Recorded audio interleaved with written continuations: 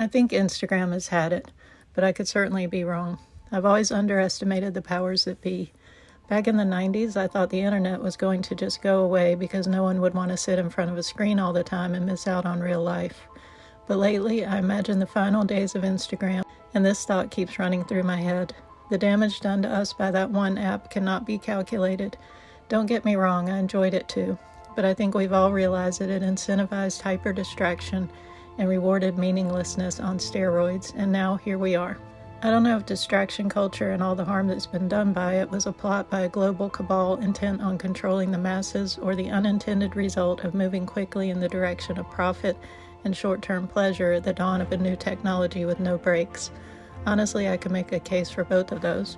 I tend to think that the appeal of the conspiracy stories, the reason they gain popularity, is that they imply there are terrible adults somewhere in charge, which from an apocalyptic standpoint is less terrifying than no adults anywhere in charge of anything. But either way, I refuse to take part in distraction culture anymore, either as a producer or a consumer. Maybe we're at the end of the social media era, I hope so, but we're going to have to build back what those platforms stripped away from us, and we're going to have to be honest about what we've lost. I rode my bike down to the park the other day to do nothing. I'm trying to get out in my town more, out in real life more. It was a sunny day, and a guy was blasting Bob Marley from his speakers while he cleaned out his car, which was nice. The noisy geese have babies now, and a few sailboats sat silently offshore. After sitting in silence for a while, I met Gabriel, a veteran who did 2 tours in Afghanistan. He's in a wheelchair, and he's currently living on the street. He's a really good conversationalist, smart and deep, and we talked for a while, squinting in the sun and looking out at the water. The conversation filled me with both hope and despair, because sometimes you get the feeling when you make this one-on-one connection with another soul who seems wise and good, that the encounter has placed you in a bubble, and that bubble is destined to pop as soon as you walk away. In fact, I've had 2 experiences recently that confronted me with those 2 conflicting emotions at once, hope and despair. Maybe hazard is in the air right now, but let's not panic. And before I get to those 2 experiences in real life, let's get back to Instagram and the problem. You know how so many accounts on Instagram have found these repeatable formats that push all the psychological buttons at once, and therefore are pretty much guaranteed to rack up millions of views? We had the surprise portrait photographers on the street photographing people who really needed a boost, and then the kindness scouts giving away cash to people who really needed a break, for instance. The people who sold everything to live in some unconventional way and give us updates.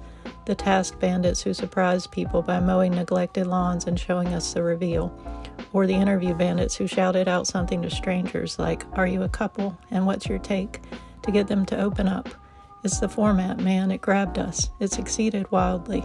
It did what it set out to do, consume our seconds, engage our emotions, while oddly leaving us disengaged and empty. Because of course it was all just images on our screens at the end of the day. The formats made people a lot of money, I guess, and worked beautifully for Meta, but they tricked us and left us feeling stupid. We assigned meaning to the meaningless. I cried with the elderly lady who was so touched and relieved to have her lawn mowed, while likely having neighbors in my own town who needed their lawns mowed.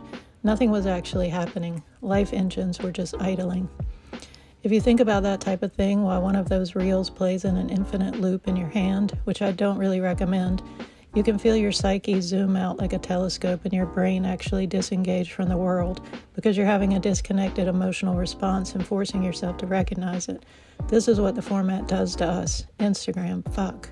It goes like this. You think, "This is beautiful, I'm so glad she got help." Your emotion bounces out toward the reality in the video. You think, "I'm sure I have neighbors who need the same thing." Emotion bounces back to you in your reality. You think, "I don't own a mower or a truck." Emotion bounces around aimlessly like a pinball with nowhere to land. You think, "This is probably not my area in life actually. I should probably go outside." You now feel lost and terrible. Sorry. So back to my 2 experiences in real life recently. Back to me in the analog world. First, on that sunny day in the park, Gabriel and I talked about Bob Marley appreciating the music coming from the guy's car, and he mentioned gesturing over to the car which the owner had pulled right up on the grass next to the walkway where we were sitting along the waterfront, that he knew the guy from the, quote, soup kitchen. So it dawned on me that the owner of the car was living in that car. Then later, Gabriel being one of those outgoing guys who knows everyone, he gestured over to one of the big yachts moored along the dock, just 20 feet from the Bob Marley car, and said, "That one's for sale, guess how much?" "I have no idea," I said, gazing over at it admiringly.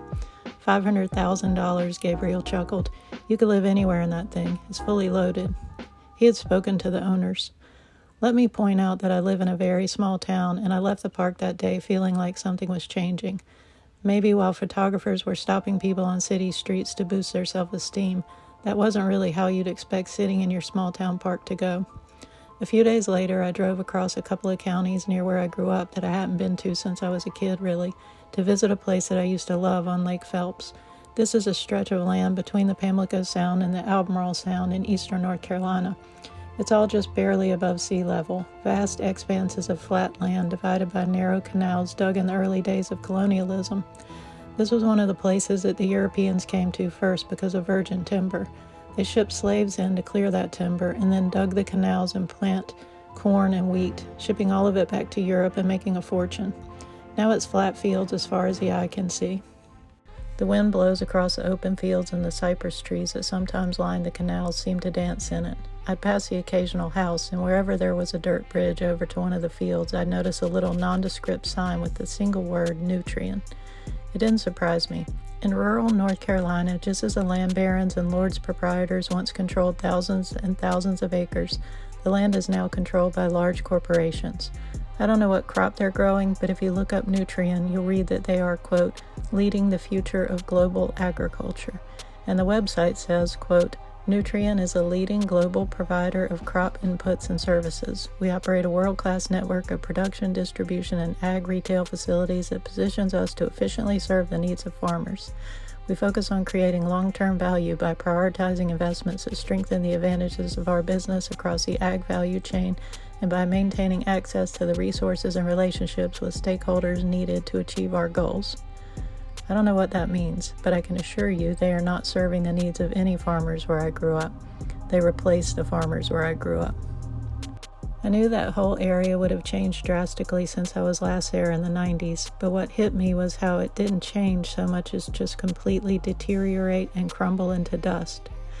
The buildings have caved in, the houses have fallen back to nature, overgrown with vines. Not much has been built at all. Here and there you can see that a boomer is holding on, a nice house built back in the 80s but kept up with a paved drive and nicely pruned flowering shrubs and bright crepe myrtles in the yard. Nice older model cars. They're doing okay, the boomers, but they're surrounded by a sea of poverty now. Even in the midst of all the recession talk, this is not a recession article. These things I'm noticing lately have been decades in the making. Something went wrong. I'm not saying Instagram did this or that a global cabal planned it all along while using social media as a weapon of mass distraction. But I am saying distraction culture has damaged us, and meanwhile some things in the real world around us really need our attention. Like I said, I'm trying to get out in my local town more and take part in it. And this week I went to the library to get a real library card. It felt like a foreign thing to do, and I felt anxious. I brought my driver's license, my checkbook because the address on that is not up to date, and a piece of mail that proved where I live. Let's just say that the analog world makes me a little nervous these days. I'm not sure what to expect, and it's too real with no screen to sit safely behind. I haven't been to a library to check out an actual book in years. I wondered if those parking tickets I got in Baltimore and never paid would show up somehow and I'd be denied. But when I got to the counter and said I needed to get a library card, the librarian just slid a little piece of paper over and said to fill that out and sign it. It was a lot easier than I thought. It kind of was analog. So that's the good news. The library is still here. It's really small, but it houses historical records and stories and solid books that you can hold in your hands and take home. I know our phones are tracking devices now, but I really think no one's looking for us there in the library or really cares. Online, we're masters at making stuff happen, and anything is possible. That lady had her lawn mowed, 10 years of overgrowth cleaned and tidied up in under 90 seconds. In the real world, things are going to take longer and require our presence and focused concentration.